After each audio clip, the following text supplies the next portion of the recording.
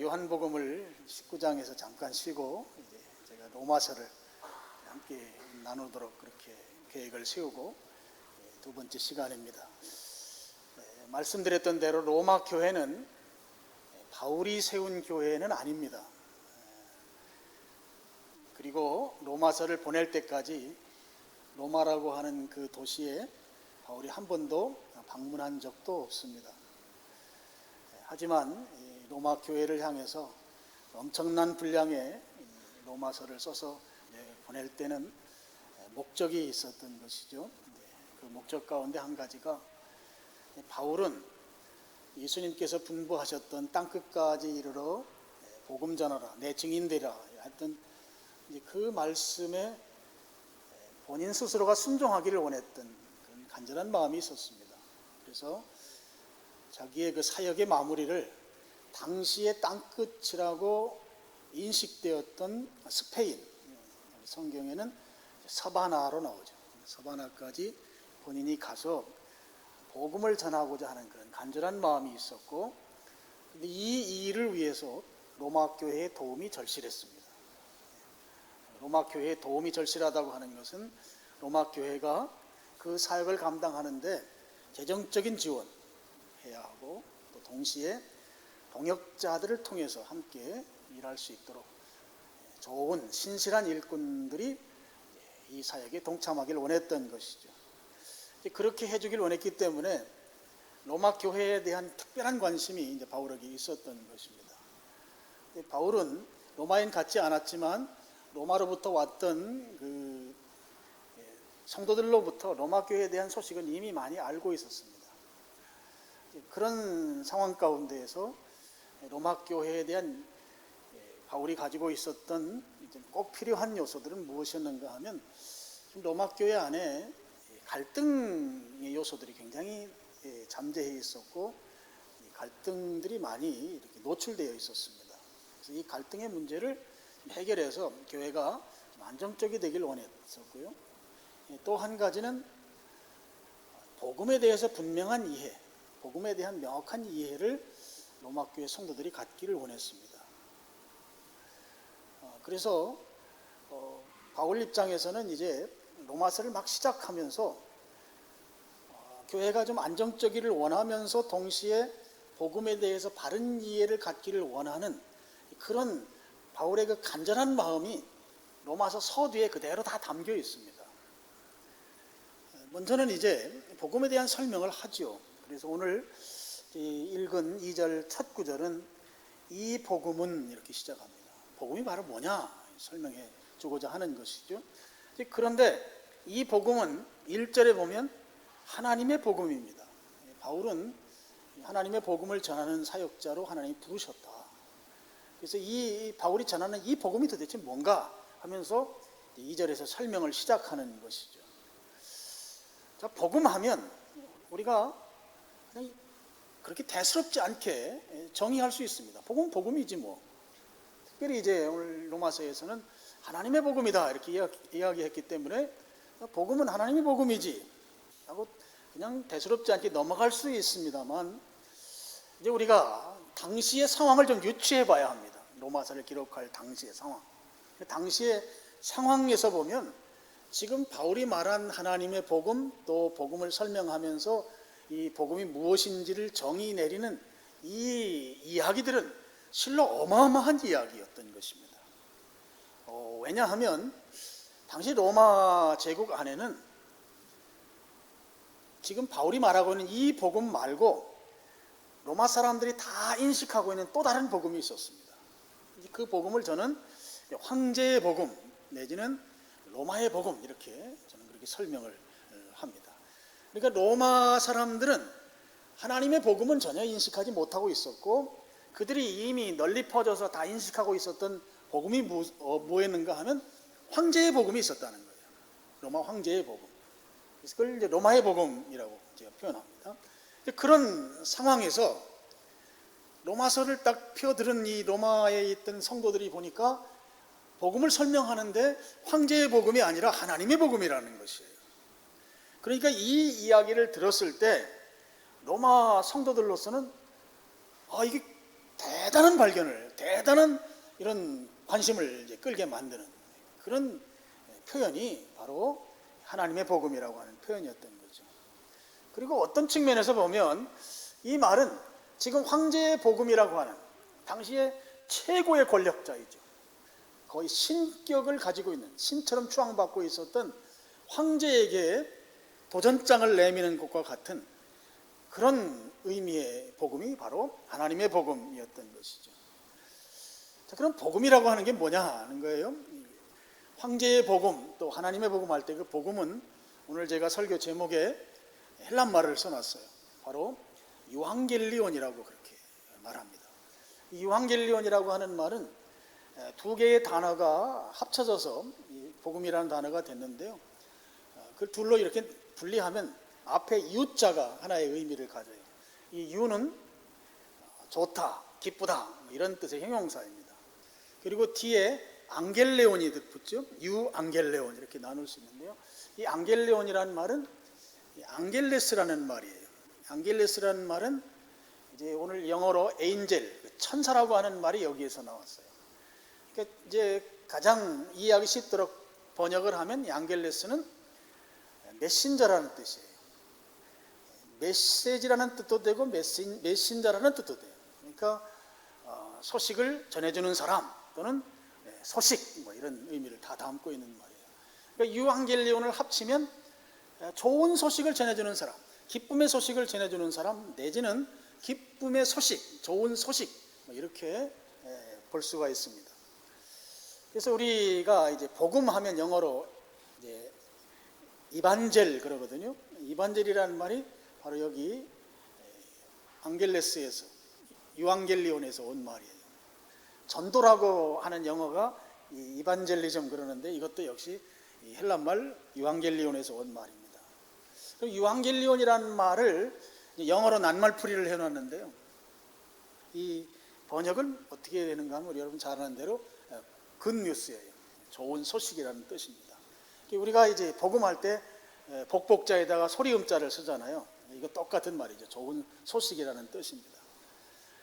그러면 이 로마 사람들에게 유앙겔리온이 있었던 거예요. 하나님의 유앙겔리온, 이 여기 지금 바울이 말하는 이 유앙겔리온 말고 이미 로마에 사는 많은 로마 사람들은 그들만의 유앙겔리온, 복음을 가지고 있었다 하는 것이죠. 그럼 로마 사람들이 가지고 있었던 이 유앙겔리온 복음은 도대체 어떤 것일까? 좋은 소식으로서 두 가지가 있었어요. 그 한 가지는 바로 전쟁 승리 소식입니다. 로마 사람들은 전쟁의 승리 소식을 유앙겔리온이라고 했어요. 좋은 소식이라는 뜻인 거죠. 고대 로마 제국은 여러분 그 중동 지역에 그 지중해라고 하는 큰 바다가 있습니다. 그 바다가 로마의 호수처럼 되어 있습니다. 북아프리카도 로마 땅이고 그 다음에 유럽도 로마 땅이고 중동 지역도 다 로마 땅이에요. 그러니까 지중해를 호수로 둔 그런 어마어마한 땅덩어리를 갖고 있던 나라가 고대 로마 제국이었습니다. 그런 엄청난 국토를 가지고 있었던 그런 로마 제국은 그 땅을 갖기 위해서는 수많은 전쟁을 치러야 했던 것이죠. 그리고 그 전쟁으로 끝나는 게 아니고 이제 전쟁하게 되면 이제 식민지가 되잖아요. 그럼 식민지의 사람들이 그냥 고분고분하게 순종하느냐? 그게 아니죠. 저항하죠. 그러니까 식민지 사람들과 무력 충돌도 계속 발생했던 것입니다. 그런 상황 가운데 이 로마 사람들에게 있어서의 유앙겔리온 좋은 소식이라고 하는 것은 전쟁의 승리 소식이에요. 전쟁의 승리 소식이라고 하는 것은 그들에게 왜 좋은 소식이 되는가? 전쟁이 승리하게 되면 평화의 시대가 오죠. 그래서 이것을 이제 팍스 로마나 그래요. 전쟁이 끝났으니까 평화의 시대가 왔다는 거예요. 그럼 평화의 시대가 온 것이 왜 좋은 소식인가 하면 징집돼서 소집돼 갔던 자기의 남편 또 사랑하는 아들이 전쟁에 승리했으니까 집으로 돌아오게 되잖아요. 귀향하는 거예요. 가족의 품으로 돌아오니까 이거야말로 좋은 소식인 거예요. 전쟁 끝났으니 이제 전쟁터에 나갔던 우리 아들, 우리 남편이 돌아온다. 가족과의 재회, 가족과의 다시 만나는 것이 얼마나 복음의 소식입니까?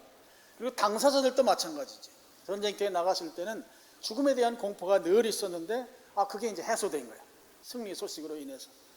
그래서 로마 사람들에게 있어서 유앙겔리온은 전쟁 승리 소식이 그들에게 복음이었다 하는 것입니다. 또 한 가지의 유앙겔리온, 좋은 소식이 있었어요.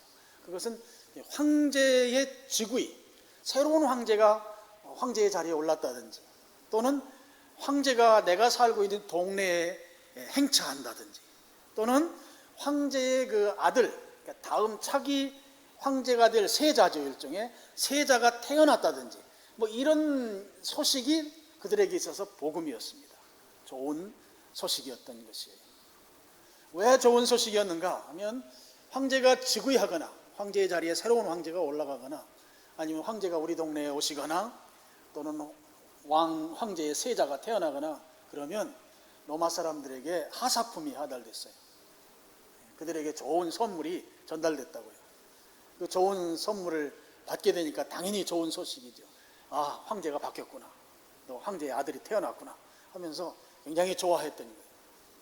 뭐 우리나라는 그렇지 않지만 북한은 뭐 김일성 생일날 되면 뭐 쌀도 주고 그러니까 북한 사람들, 제대로 못 먹고 사는 사람들은 그날이 오기를 기다리지 않겠습니까? 비슷한 거라고 볼 수 있습니다.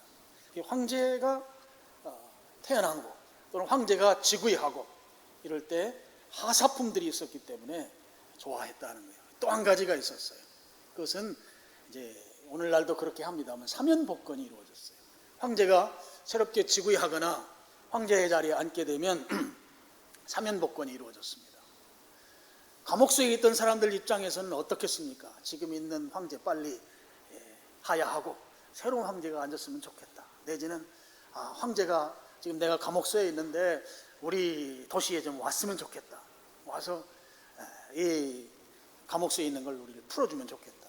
자유인이 되게 해주면 얼마나 좋을까. 황제가 새롭게 황제의 자리에 앉게 되는 것이 그들에게는 아주 좋은 소식이었던 것이죠.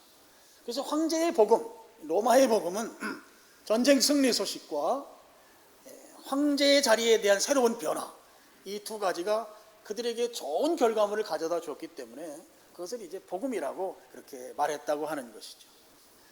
당시에 이제 로마 사람들 입장에서는 그들이 복음이라고, 유앙겔리온이라고 생각한 것은 황제의 복음밖에 없었어요. 그런데 바울이 그들에게 로마서를 써서 보냈는데, 편지를 받아서 서두를 읽는데 서두에 시작하자마자 유앙겔리온을 이야기하는 거예요. 그런데 그동안 그들이 알고 있었던 황제의 복음, 또 로마의 복음이 아니라 하나님의 복음을 이야기하는 것이에요. 첫 번째로 로마서를 기록한 첫 일성이 하나님의 복음, 이 새로운 복음을 이야기하니까 로마서를 읽는, 로마에 살던 로마 교인들, 이 로마서를 읽고 있는 독자들 입장에서는 엄청나게 집중하는 그런 아주 초미의 관심사로 이 로마서를 이제 보게 되는 것이죠. 그만큼 그들로 하여금 아주 집중하게 만든 표현이 이 바로 하나님의 복음, 복음이라고 하는 이 용어였다고 하는 것입니다. 자, 그러면 이 복음이 무엇인가 정의를 내리게 되죠. 2절에서 시작이 이 복음은 이렇게 하면서 복음을 설명합니다. 근데 이 복음은 무엇인가? 4절 마지막 부분을 보시면요, 뭐라고 되어 있습니까? 4절 마지막 부분에 곧 우리 주 예수 그리스도시니라. 그래서요, 여러분 2절부터 4절까지를 사실 한 문장으로 줄이면 딱 끝나요. 이 복음은 우리 주 예수 그리스도시니라 이렇게 설명하고 그냥 2절로 한 구절로 딱 끝내면 전혀 하자가 없어요. 여러분, 복음은 우리 주 예수 그리스도이십니다. 이 한 문장으로 딱 끝낼 수 있는데 왜 2절 설명을 하고 또 3절을 또 설명하고 4절도 또 서두에서 또 설명을 하고 결론에 가서 복음이 뭐냐? 우리 주 예수 그리스도시다. 이렇게 좀 길게 지금 바울이 설명해 놓고 있습니다. 이유가 있죠. 왜 이렇게 설명하는가? 당시 로마 교회 안에는 예수님을 믿는 유대인들과 예수님을 믿지 않는 유대인들 간에 심각한 갈등이 있었습니다. 이건 설명을 드렸습니다. 왜 그런 심한 갈등이 있었는가 하면, 이제 주로 예수님을 믿는 그리스도인들이 어디에서 모였는가 하면 로마시에 있는 유대인들의 회당에서 모였어요. 주로 유대인들이 같이 모여서 그 의식을 행하고 또 성경을 가르치고 하는 곳이 회당이었습니다. 회당이 여러 개가 있었습니다. 그 회당에서 모여서 예수님 믿는 유대인들과 또 거기에 또 로마에 사는 이방인들이 합쳐서 예배를 드리는 거예요. 그리고 예수님을 찬양하는 거예요. 또 주의 만찬을 나누는 거예요. 또 그걸로만 끝나는 게 아니에요. 유대교를 믿는 유대인들을 향해서 예수님을 믿으라고 전도까지 하는 거예요. 그런 상황이 되니까 전통적으로 유대교를 믿던 유대인들 입장에서 보면 이게 보통 심각한 일이 아닌 거죠. 유대인들 입장에서 보면은 예수님이라고 하는 분은 도무지 믿을 만한 분이 아닌 거예요. 그래서 그런데 지금 예루살렘에 다녀온 사람들이 오순절에 성령으로 충만함을 입고 예수님 만나는 경험을 하고 돌아와서 그야말로 휘가닥 뒤집혀서 지금 예수님 믿고 예수님께 예배하고 예수님을 기념하는 주의 만찬을 하고 또 거기에다 예수님 믿으라고 전도하지 이런 상황들이 계속 벌어지고 있는 상황을 그냥 두고 볼 수 없었던 거예요. 그러니까 서로 엄청난 갈등이 있었습니다. 근데 이 갈등이 그냥 말싸움 정도가 아니었어요. 집단적인 폭력 사태가 일어나고 회당 출입 금지를 시키고 강제적으로 회당에 들어가려고 하고 이런 일들이 그러니까 로마 시내에 굉장히 소란스러웠죠. 그래서 나중에는 아예 유대인들 다 로마에서 떠나라고 추방령까지 내릴 만큼 그렇게 심각했던 것이죠. 이제 그런 폭력 사태까지 만들어지는 그런 갈등 상황 속에 있었던 거죠. 원인은 뭐예요? 원인은 유대인들이 예수님이 하나님의 아들이고, 하나님의 아들이라는 것은 하나님과 같으신 분이라는 뜻이거든요. 하나님의 아들이고 또 예수님이 메시아라는 거죠. 메시아라는 말은 히브리 말입니다. 헬란 말로는 그리스도죠. 예수님이 그리스도라는 거예요. 그런데 유대인들은 이 말을 믿지 못하겠다는 것입니다. 그거야말로 잘못된 이단 사설이라고 그들이 보았던 거예요. 그러니까 이 갈등이 심각했던 것이죠. 유대인들이 왜 못 믿는가? 못 믿을 만도 하죠. 예수님의 그 출생지가 어디입니까? 보통 우리가 말할 때 나사렛 사람이라 그렇게 말하죠. 나사렛은 아주 변두리예요. 시골이에요. 시골 출신에 그것도 부모의 그 직업을 보니까 아주 가난한 건축업자예요. 목수라고 나오는 것은, 목수는 오늘날 우리 개념이 갖는 그 목공소 목수가 아니에요. 당시에는 이제 건물을 돌로 지었기 때문에 그런 건축업을 하던 사람. 그런 업을 하는 사람의 아버지로 있었고 그 일을 도왔던 사람이 바로 예수님이었습니다. 그래서 성경에 보면 나사렛에서는 선한 게 나올 수 없다는 거예요. 이 선한 것이라는 것은 메시아라는 것이죠. 그렇게 시골 깡촌에 무식한 사람들 속에 배움도 없고 정말 보잘것없는 사람들 속에서 어떻게 메시아가 나오느냐. 그러니까 예수님의 출신 성분을 보면 예수님은 도무지 메시아 그리스도가 될 수 없다, 그런 것이죠. 거기에다가 예수님은 십자가에 죽으셨어요. 십자가는 아주 큰 정치범들, 로마 제국에 대항했던 사람들 주로 죽이는 그런 형벌의 제도이고, 유대인들 입장에서 보면 십자가에 달린 것은 하나님의 저주를 받은 거예요. 나무에 달린 자마다 저주받았다, 신명기에 나오거든요. 그러니까 그런 저주받은 사람이 어떻게 메시아가 되느냐 하는 거죠. 도무지 그리스도로 그들이 믿을 수 없다고 하는 거예요. 이런 상황 속에서 갈등 관계에 있는 이 문제를 바울이 해결해 줘야 될 필요성을 절대적으로 느꼈던 것이죠. 그래서 이제 복음을 설명하면서 복음에 대한 이 개념을 그들이 새롭게 잘 정립하길 바라면서 동시에 그 갈등 관계가 안정적으로 이루어지길 원하는 이제 그런 바울의 그 간절한 마음이 지금 오늘 로마서 서두에 그게 다 담겨 있는 거예요. 그래서 2절을 시작하면서 복음을 설명하기 전에 이런 말을 하는 거죠. 이 복음은 2절, 하나님이 선지자들을 통하여 그의 아들에 관하여 성경에 미리 약속하신 것이다. 성경에 기록해서, 여기 성경은 구약 성경을 말합니다. 또 선지자들은 구약 성경을 기록한 메신저들을 말하는 거죠. 구약 성경을 의미하는 거죠.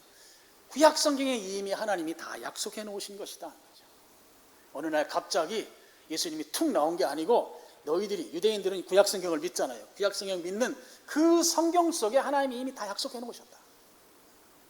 실제로 구약 성경 속에는 예수님에 관한 예언이 한 300곳 이상이 기록되어 있습니다. 예수님이 고난당하시고 십자가에 죽으시고 이런 내용들도 구약 성경이 다 예언되어 있다 하는 거예요. 너희들이 지금 예수님이 고난당하고 이 갈릴리 나사렛 출신이라고 해서 믿지 않는 이런 것들, 야, 그거 다 예수님에 대한 이야기가 구약성경에 다 나와 있다.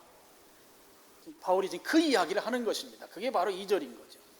그러면서 이제 로마서 전체 속에 구약성경을 많이 인용해요. 적어도 61번을 구약성경을 인용합니다. 전체 맥락에. 그만큼 유대인들이 예수님을 믿고 돌아오도록 그렇게 바울이 지금 로마서 속에 그 간절한 마음을 담아 놓고 있는 것이죠. 고난받는 분이 어떻게 메시아가 될 수 있느냐고 하는 그들에게, 야, 고난받는 이야기 나와 있어. 어디에? 이사야서 53장에 고난받는 종에 대한 이야기, 또 양처럼 제사의 희생물로 죽임당하는 그 양처럼 예수님이 죽는다고 하는 그 예언이 이사야서 53장에 다 나와 있다고. 그리고 예수님 십자가에 고난당하시는 것도 시편 22편에 나와 있어요. 거기에 엘리 엘리 라마 사막단이라고 했던, 나의 하나님 나의 하나님 어찌하여 나를 버리시나이까, 예수님이 하셨던 그 십자가상에서의 말씀도 시편 22편 1편에 다 나와 있어요. 예수님의 부활에 대한 예언도 시편 16편 10절에 다 나와 있어요. 나를 수월에 버리지 않고 다시 영원히 살리신다고 하는 그런 메시지. 너희들이 지금 예수님에 대해서 그 메시아로 인정하지 않으려고 하는 그런 내용들이 실제적으로 구약성경이 예수님에 대한 이야기가 다 예언되어 있다. 이미 그렇게 약속하신 분이시다. 그런 것이죠. 예수님이 당시에 어떤 인간적인 명성이 없고 또 십자가에 죽임을 당하셨기 때문에 믿지 못한다고 하는 것은 실상 가만히 살펴보면 너희들이 지금 구약성경 믿는다고 하지만 구약성경 믿지 않는 것이다. 바울이 그 말을 하는 것이에요. 2절이 바로 그런 내용을 담고 있는 것입니다. 그러면서 3절에 육신으로는 그러고 있습니다. 하나님의 아들이 이제 육신의 몸을 입고 이 땅에 오신 거죠. 인간이 되셨습니다. 그래서 이 육신으로 오신 그분에 대해서 이야기하는데, 그분은 다윗의 혈통을 따라서 오셨다는 거예요. 다윗 가문을 통해서 다윗의 후손으로 이 땅에 오신 분이시다. 이것도 구약성경에 다 예언이 되어 있다는 거예요. 어디에 예언되어 있는가 하면 사무엘하 7장 12절로 14절입니다. 요즘 우리 사무엘하 큐티하고 있는데요.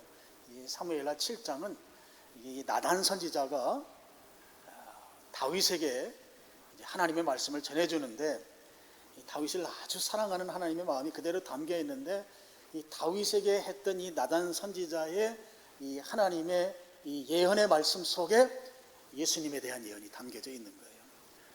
12절 말씀입니다. 같이 읽어보겠습니다. 내 수한이 차서 내 조상들과 함께 누울 때에 내가 내 몸에서 날 내 씨를 내 뒤에 두어 그의 나라를 견고하게 하리라.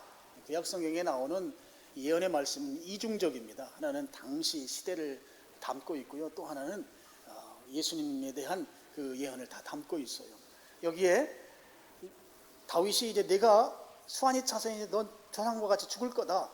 그런데 내가 하나님이 내 몸에서 날 내 씨, 여기 씨라는 말이 나오죠. 여러분 우리 로마서 1장 3절 한번 보세요. 3절 그의 아들에 관하여 말하면 육신으로는 다윗의 어디에서 나셨고 혈통에서, 그 혈통이라는 말을 여러분 각주를 달아놨잖아요. 일자 써 있죠. 일자에 뭐라고 되어 있습니까?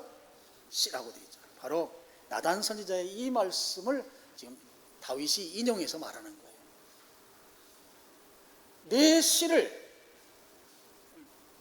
내 뒤에 두어 누구의 나라를 세워요? 다윗의 나라가 아니에요. 그의 나라를 세우는 거예요. 그의 나라.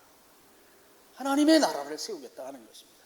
13절 읽으시겠습니다. 13절 시작. 그는 내 이름을 위하여 집을 건축할 것이요 나는 그의 나라 왕위를 영원히 견고하게 하겠다. 여러분 다윗의 왕으로서의 그 왕위를 했던 것은 BC 586년에 끝납니다. 예수님 오시기 전 586년 전에 끝났어요. 근데 여기 영원히 견고하게 하신다고 하는 것은 바로 예수님에 대한 이야기라는 것이죠. 14절이 분명하게 또 이야기합니다. 14절 나는 그에게 아버지가 되고 그는 내게 아들이 된다.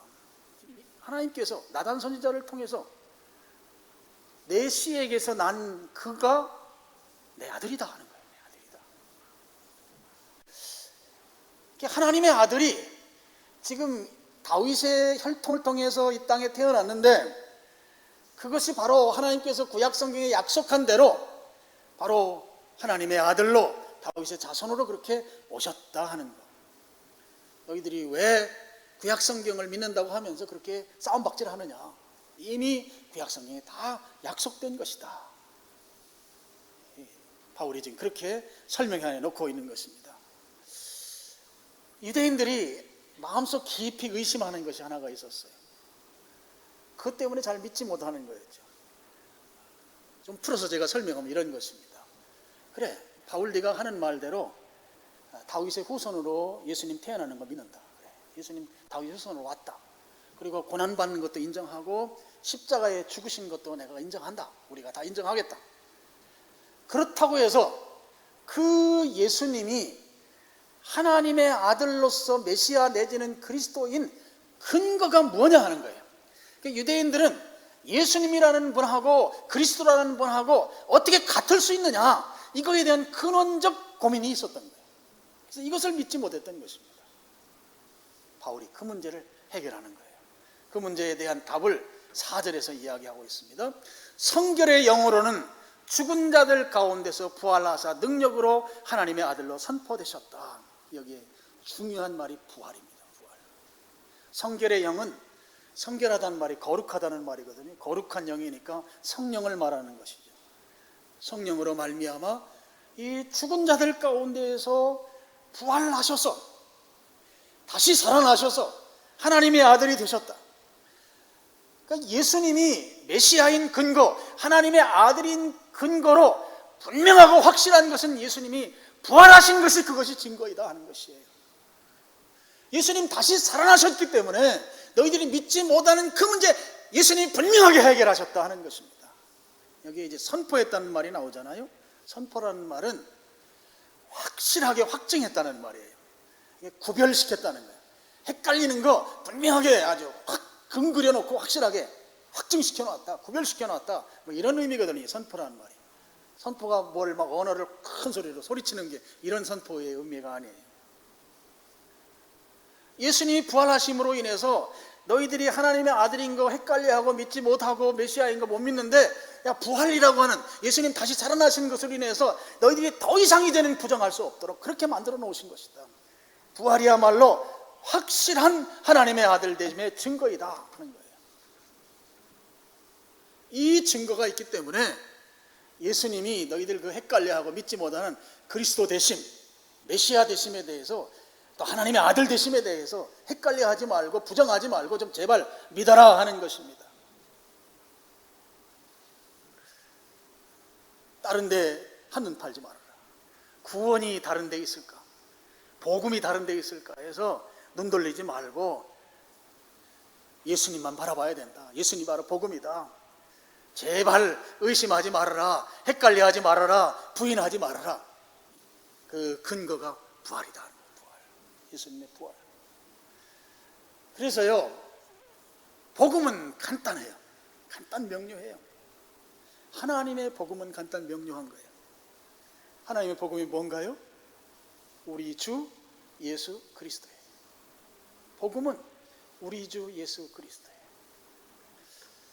그냥 복음은 예수 이렇게 안 돼 있어요.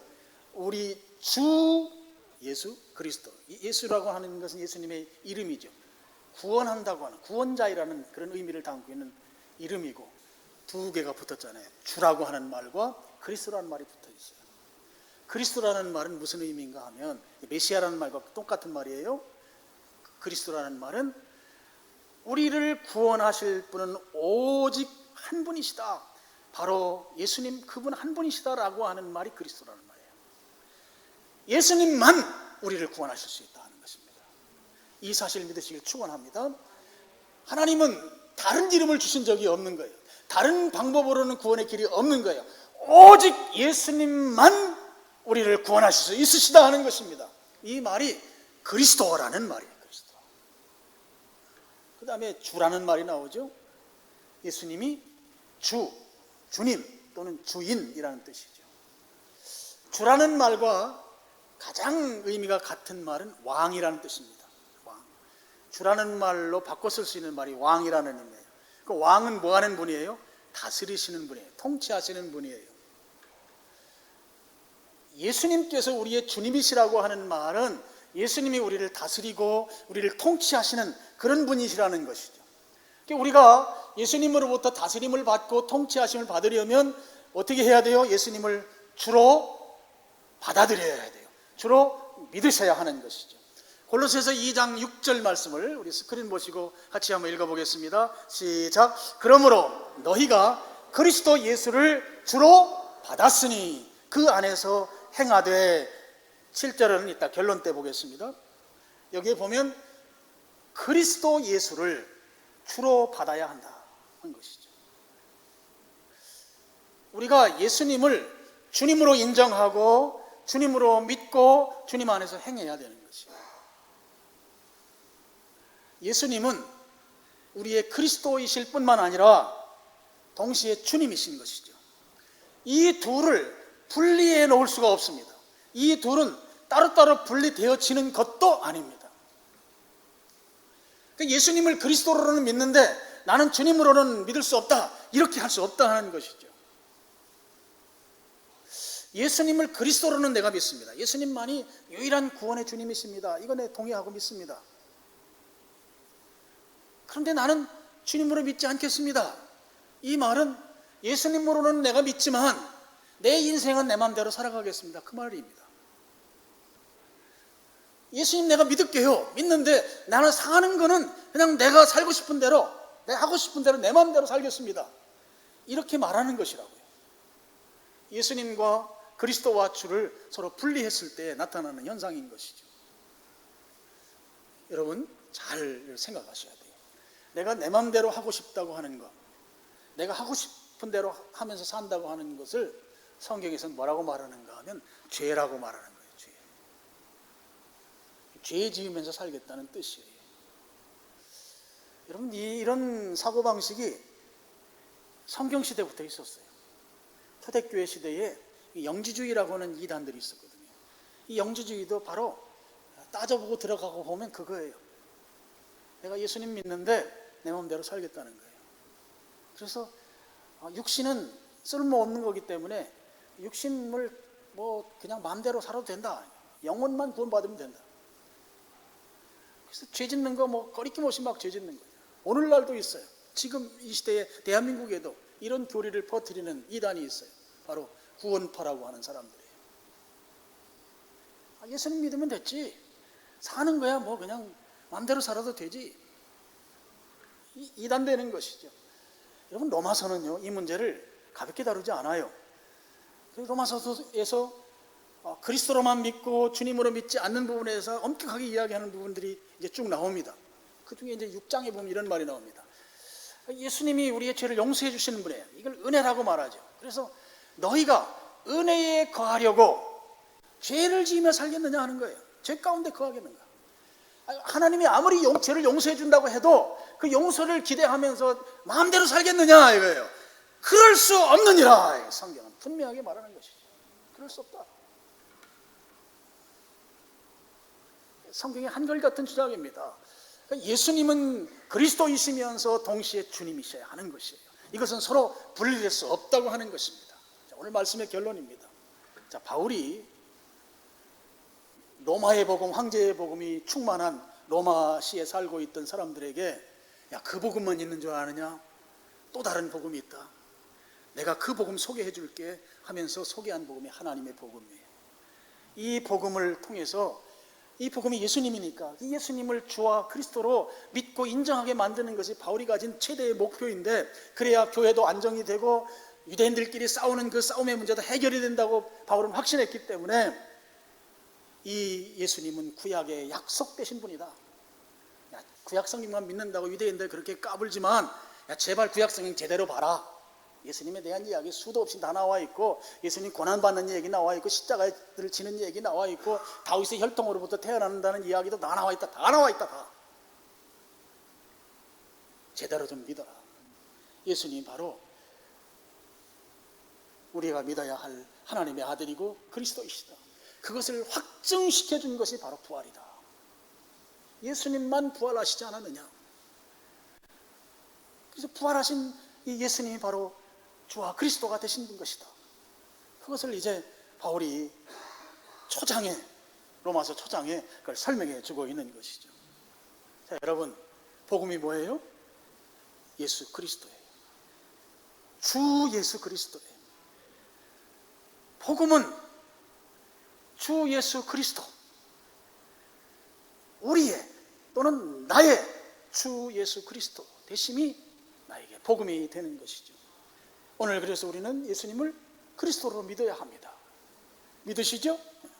동시에 주님으로 믿어야 합니다. 주님으로 받아들여라. 우리 골로새서에 그렇게 나와 있잖아요. 자, 골로새서 2장 6절 다시 한번 올려주시겠습니까? 제가 이걸 설명하는 것으로 오늘 말씀 마치겠습니다. 너희가 그리스도 예수를 주로 받았으니 그리스도로도 받고 주로도 받아야 된다. 믿으라는 말이죠.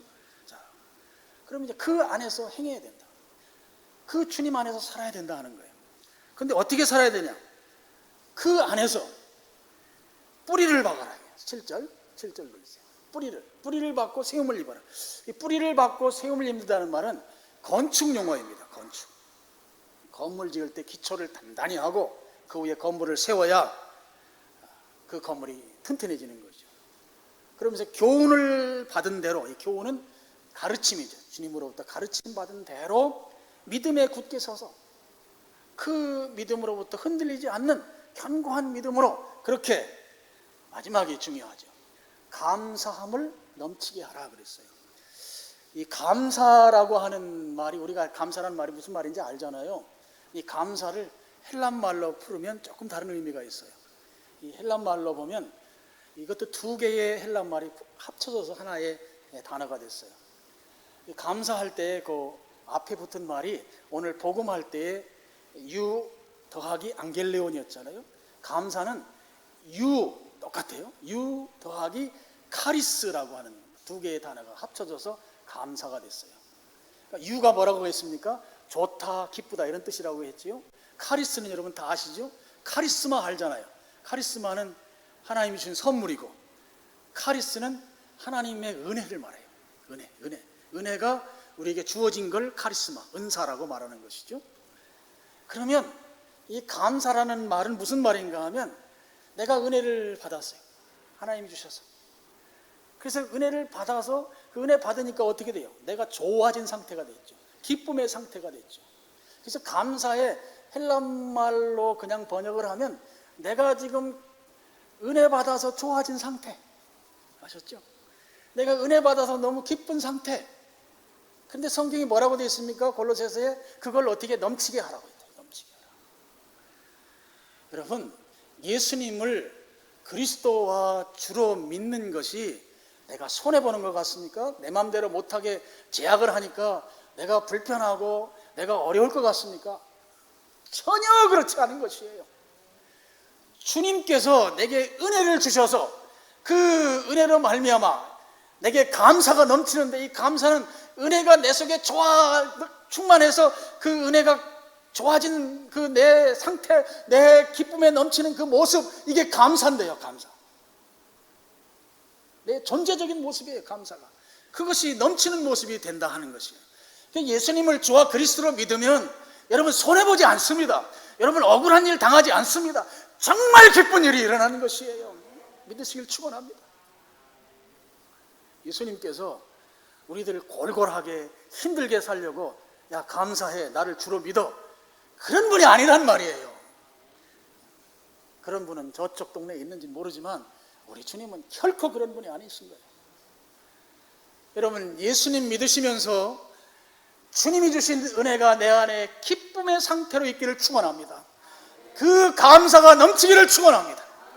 오늘 예수님은 나의 그리스도이시고 나의 주님이시고, 그래서 주님의 그 다스리심 안에 순종하는 삶을 살길 바라요. 그 안에서 행하시길 바라요. 믿음으로 흔들리지 말고 주님이 다스리면 예 순종하겠습니다 하면 내 안에 감사가 넘친다고요.